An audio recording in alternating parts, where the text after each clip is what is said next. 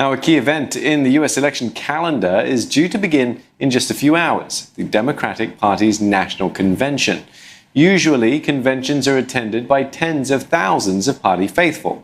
This time, it's an all-virtual affair, thanks to the pandemic.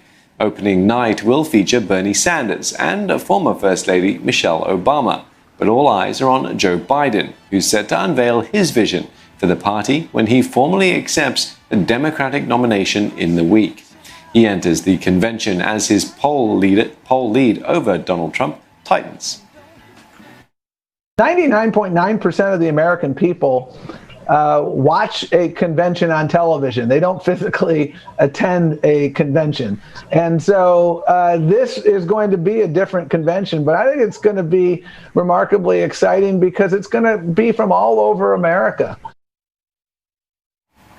Now for more, let's speak with Simon Marks in Washington, D.C. Simon, is that word again unprecedented? We're talking about the convention this time, though. What can people expect, and can it drum up the sense of excitement the Democrats are hoping for?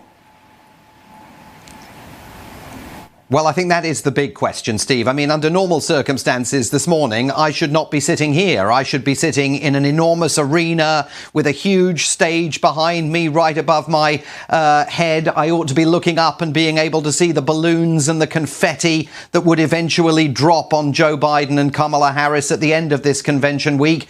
And there's none of that. This is going to be the first ever fully virtual convention. All the speeches are either going to be delivered live in some cases or pre-recorded in others.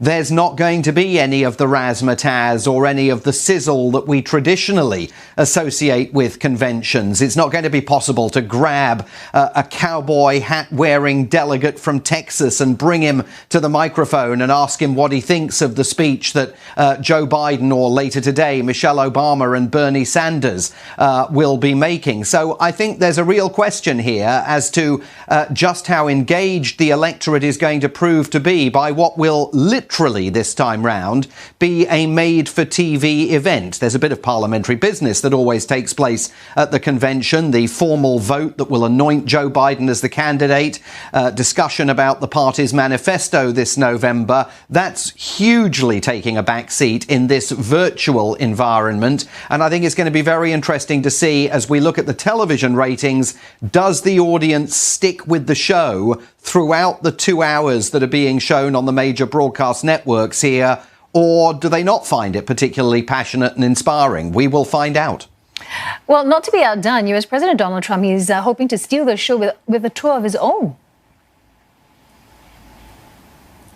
Well, he's got to do something, Glenda. There's a new ABC Washington Post opinion poll that has just been published here that shows Joe Biden enjoying an 11 percentage point lead nationally among those voters who say they will definitely vote in the November election, and a 12-point lead among everybody else. So Donald Trump is going to spend this week not giving the Democrats all the oxygen of publicity to themselves. He's going to be visiting 4 key battleground states starting today with Pennsylvania and Wisconsin. He'll even be going to Joe Biden's birthplace in a bid to advance the argument that Joe Biden and Kamala Harris are radical leftists, socialist Democrats who cannot be trusted with the welfare of the country. Will he get much of a look in?